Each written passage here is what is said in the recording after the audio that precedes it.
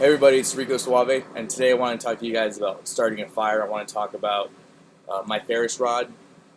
This is the Blastmatch.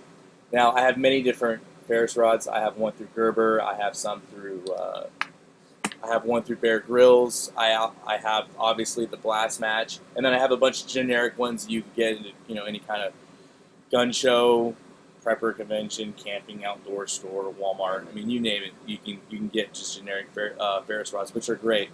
Now, in the pinch, in real life, the best way, in my opinion, to get fire is by using an actual, lighter. Lighters are great, but you never know. I would use a lighter if I had the ability to, but things about lighters, the butane will eventually run out, right?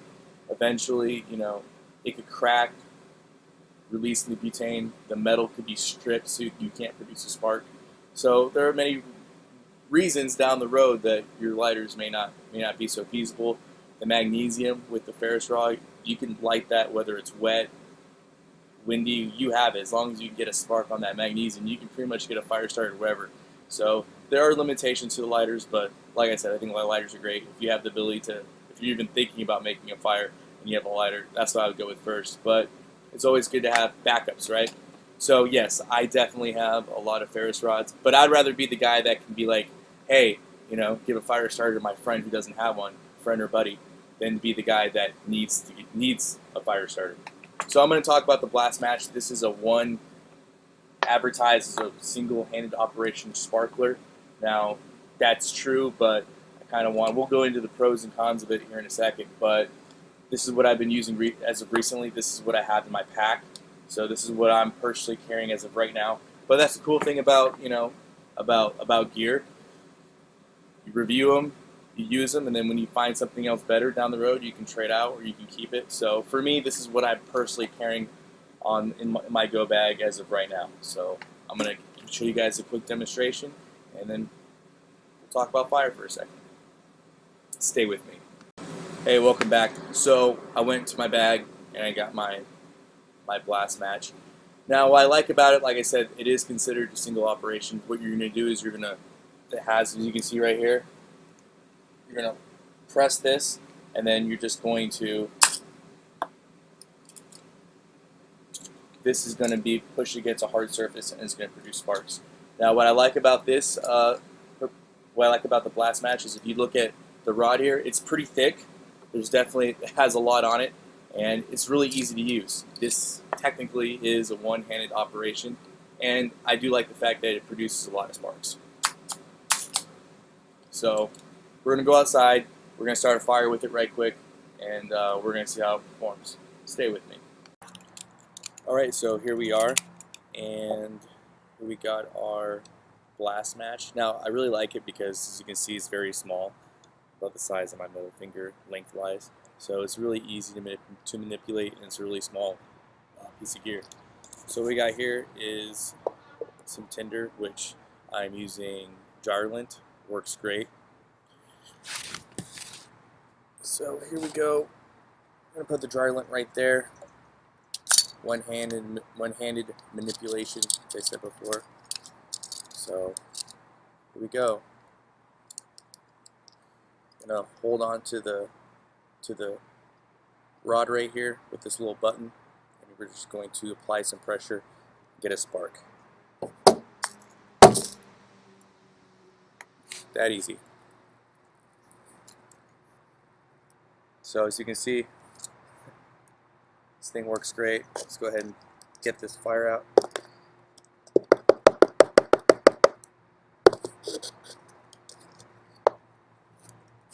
So you saw how simple that was. Simple one-handed use, very easy, very simple to use.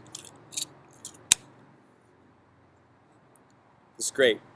Stay with me. Hey everybody, it's Rico Suave, and that's my Blastmatch. Like I said before, I really like it. This is my personal carry, go-to fire starter. So until something else comes out that I deem better, that I like better, I'm going to go ahead and stick with this. Like I said before, it's always good just to have a Faraday rod, but if I had to choose one right now, I'm going to go with this one. So the pros and cons right quick. We're going to start with the cons. First con about it is this cover.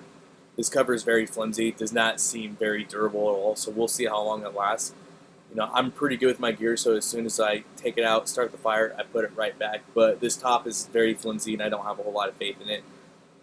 Does the top affect the functionality of the product? Absolutely not, but it does make it smaller and compact, and it does help give some protection to the rod from the elements, etc. So that would be the first con. The second con is if you were trying to use this device with gloves on, or if you had lost dexterity in your limbs, in your hands, then I could see using this could be difficult.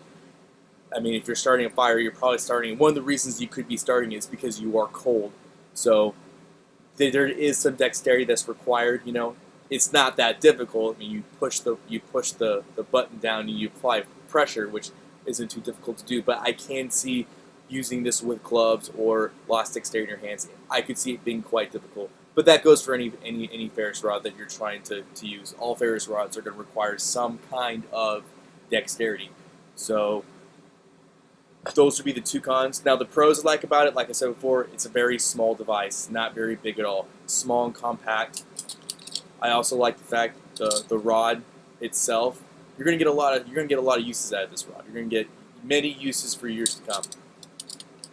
And the last thing I do like about another pro, it is single-handed operation, so that's good. Being able to use it. Let's say you injured one of your hands, or you're using, you're holding a weapon with the other hand, or for whatever reason you can only use one hand.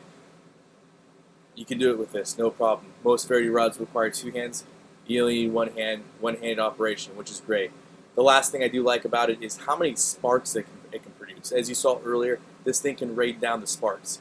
And each spark is very important when you're trying to get that fire started. So the more sparks you can throw down, the better. So that's why I like this piece of gear.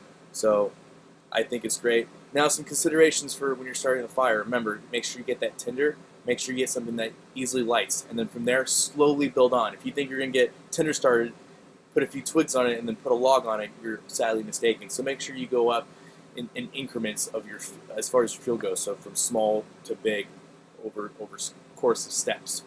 Another thing to think about is if you are in an off-grid situation, you want to think about that light discipline. You want to think about the smells. You want to think about people being able to, see your fire, etc. So there's a lot more than just building a fire that you have to think about. There's a lot of other considerations, how you're building it, how you're setting it up, how much oxygen you can get into it. I'm sure a lot of us are familiar with the fire triangle, right? So for those that aren't, you have fuel, oxygen, and what's the last one, guys? Fuel, oxygen, heat, right? So keep that in mind when you're starting your fires. But just wanted to give you guys just a brief introduction. And really the point of this video is to encourage you guys to practice and encourage you guys to have a plan A, a plan B, a plan C. Like I said before, I think the best thing to have is a lighter. But hey, if you don't have the ability to have a lighter, I don't mind going to war with this thing, if you know what I mean. So there you have it. Hope you guys have a great day. I'll be gone for the next couple of weeks due to work, so if you guys don't see me, that's what's going on. So hopefully you guys will leave me something that I can look forward to looking at when I get back. But hope you guys have a great evening, and as always, long live the Republic.